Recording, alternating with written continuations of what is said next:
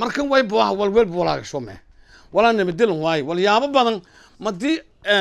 ana la kulmi ya heestun tiri heestana anka yaraan way basocte ha tuma isan sana oo hadil roog ya anka tuma isan sana en sanadkun kan hadda oo lamakun tuma isiyed ya tuma isan sana ka galli heesta tabar galli